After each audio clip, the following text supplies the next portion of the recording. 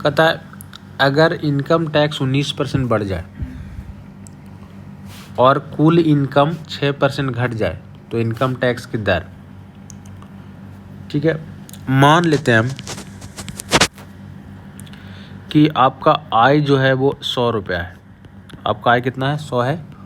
और income tax आप जो दे रहे हैं, आप जो इनकम टैक्स दे रहे हैं वो मान लेते हैं X% दे रहे हैं। तो चूँकि आपका आय 100 है और आप इनकम टैक्स X% दे रहे हैं, तो 100 का X% से 00 कट हो जाएगा, मतलब आप 100 रुपये इनकम टैक्स दे रहे हैं। तो आपका फाइनल आय कितना हो जाएगा? फाइनल जो इनकम है कितना हो जाएगा? 100 आपका आय था जिसमें 100 रुपये आप टैक्स दे दिए, मतलब आपका जो इनकम बच गया वो 100 माइनस X, ये आपका फाइनल इनकम आ गया। जो भी आय है उसमें आप टैक्स घटा दिए, फाइनल इनकम आपका आ गया 100 माइनस X। अगला बार आय के बारे में कुछ नहीं बोला है, मतलब आय ज्यों का त्यों है। आय के बारे में कुछ नहीं बोला है, मतलब आय को कोई चेंज नहीं करेंगे। लेकिन कह रहा है कि इनकम टैक्स 19% बढ़ जाए। इनकम टैक्स के बारे में कितना बोल रहा है? 19% बढ़ जाए। पहले इनकम टैक्स X था तो 19% बढ़ने का मतलब 119% हो जाएगा। तो चूँकि आपका आय 100 है और इनकम टैक्स अब नया वाला ये है, तो फाइनल आय कितना हो जाएगा? 100 माइनस 119 X%। अभी आपका आय 100 है, इनकम टैक्स ये नया वाला ये है, तो फाइनल आपका ये हो जाएगा। टोटल आय में से इनकम टैक्स को घटा लेंगे तो आपका क्या आ जाएगा? फाइनल आय निकल जाएगा।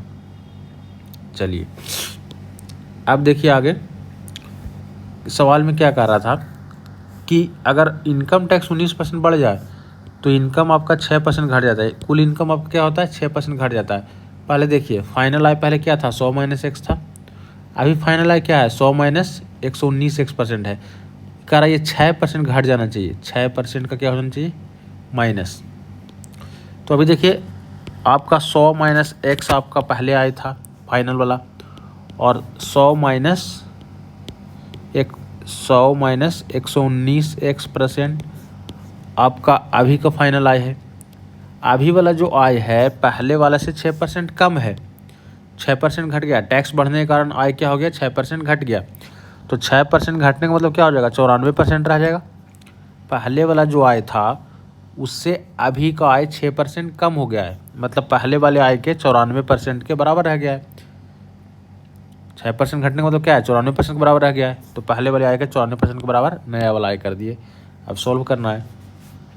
94% को 100 से गुना करेंगे तो 94 आ जाएगा, परसेंट से 00 कट जाएगा, तो हो जाएगा 94 X%। इधर हो जाएगा 100 माइनस 119 X%, तो ये है ही। अब चलिए इधर 119 X% को इधर लेके आते हैं।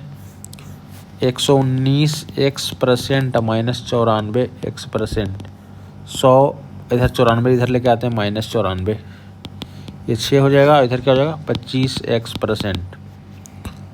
अब आगे देखिए 25 X% का मतलब क्या है? बटा में 100 बराबर 6, 25 × 100, X का मान क्या आ जाएगा? 4 × 6 = 24। यानी आपका इनकम टैक्स क्या था? पहले 24% था।